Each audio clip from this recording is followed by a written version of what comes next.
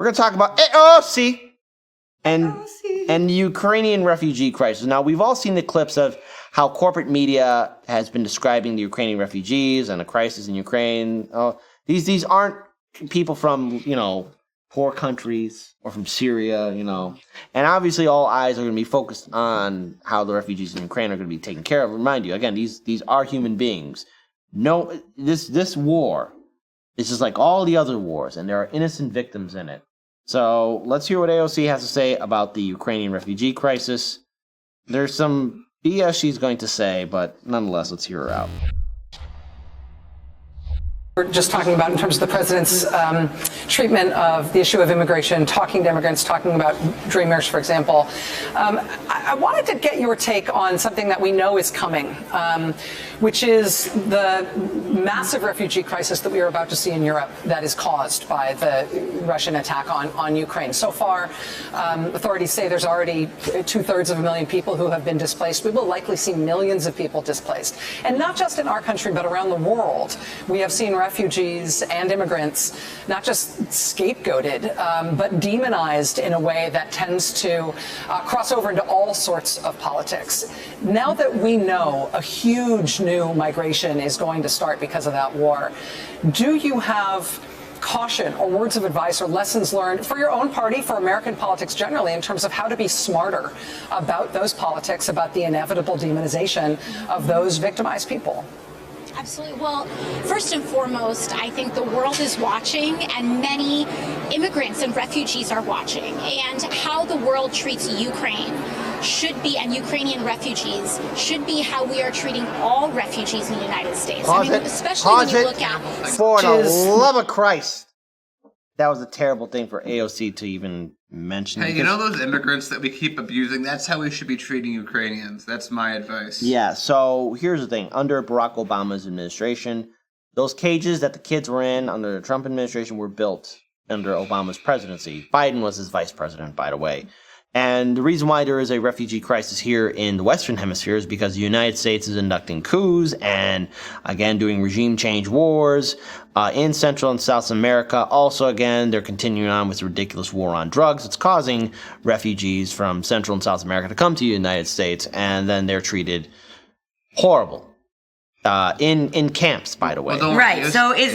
So maybe I'm misunderstanding her, but what I hear her saying is that if we're going to treat Ukrainian refugees well, giving them a path to citizenship and welcoming them to our lands, shouldn't we not be doing that with the other refugees? And one other thing here, too. I wasn't sure I heard that. That's what I heard her saying. Can we hear AOC again? Wait. One other thing here, too. Remember, because in the chat, hold on. Frederick Murphy, you are a genius. Kamala, ? Because as we all remember what Kamala Harris said to all the refugees, especially in Central and South America, don't come. Go home. Don't come. She said, don't come here. No, she was more of like, don't come. Don't come. Don't come. God, that was awful, wasn't it? Yeah, I know. No, okay, so maybe we listen again because I heard her saying literally the opposite thing. Let's listen again. Foremost, I think the world is watching, and many immigrants and refugees are watching. And how the world treats Ukraine should be, and Ukrainian refugees, should be how we are treating all refugees in the United States. I mean, especially when you look at such stark juxtapositions where so many of the factors are in common with Syria, for example.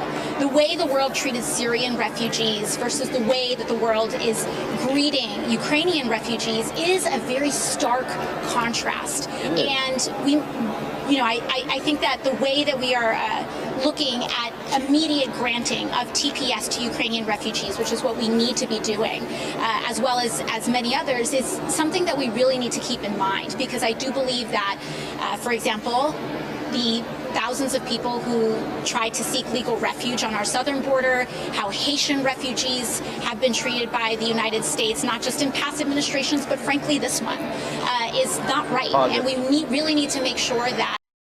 Now remember, AOC, you said the Biden-Harris administration was exceeding expectations. Remember, you said that, AOC. And again, those Haitians, those other immigrants from Central and South America, are still being treated horribly. This is still ongoing.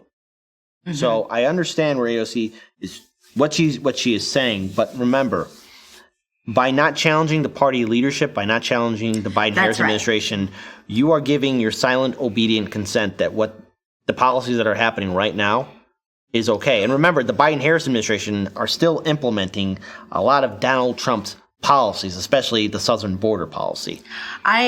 I completely agree with her sentiment here. The only thing that was cringy for me in listening to this is how apologetic she is in calling out the administration's methods of treating immigrants. It's just like the Rashida Tlaib response in the State of the Union. It's like, you gotta come out guns blazing. Well, they started off guns blazing when they first got elected into office. No, that's what I'm saying, and that's why they got elected in, and that's how you mobilize people. They're putting people to sleep. They might be saying great things, but they're putting people to sleep. I could have gone to bed listening to that interview, and I'm a horrible sleeper. I'm trying to figure out. I feel like since now I heard it the second time and I get now what she's more saying, I have more agreement than I did before. I'm not sure exactly what I'm feeling, and I'm having a hard time articulating that AOC's like. She's saying things we agree with, right? Well, no, she is saying things. It's the way that she's connecting the issue. We're talking about Ukraine, and she's like putting a sentence on Ukraine, but then holding it up to talk about other stuff. Mm-hmm. When I feel like she should be talking more. At the same time, if you're a Ukrainian refugee hearing this, that I would say that's more negative than positive. How she's saying it. You don't want to come. It's kind of weird, and I think I know the answer for it. It's because Ukrainians are fleeing Russia rather than a U.S. invasion. So that's a big reason why we act differently, is because we get to be selfishly altruistic with Ukrainians and say we get to do it. Right. Yeah. But yeah, it just kind of feels weird for her to be like, this is good, but everything. And to Kit's point, your guys' point, it's like, that's why you should have fought harder when these things were happening. You can't come on and say like, and unfortunately, that's just not what's happening. No, you say, and that is not what President Biden is doing, and that is what he promised, so he is a liar. Yeah. And I regret ever endorsing him and realizing all that other. I don't know that she actually ever endorsed Biden. She was, well, I know that a lot of the Democrats rallied around Biden. I know they did, but I don't think there was actually an official endorsement from AOC for Biden. Okay, then I take that. Something to look into. I could be wrong on that, but here's what I'm saying. AOC alone in Congress, even the squad members, which we always make a joke about, they vote individually. They're not actually a squad. They're not a squad. Let's be clear. They're not going to be able necessarily to move policies right now, right? Right. Where their power lies is mobilization and getting people to take action on things. And they're doing a shit job. That's my problem. I think we all can agree. And one other thing, too. Democrats, especially to the progressives in the Democratic Party, you want to raise a ruckus? You want to cause a fight?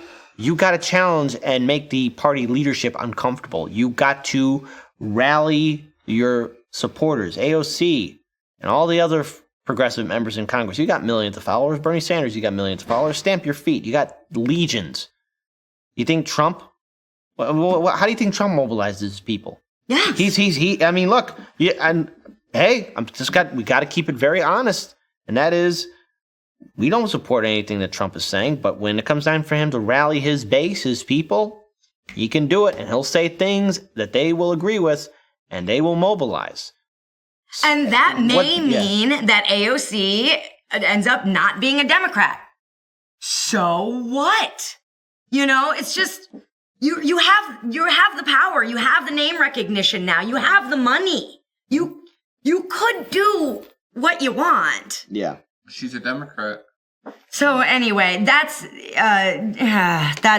I have to say about that, because it's hard to look at a video like that and say, yeah, no, I totally agree with her, while I'm falling asleep.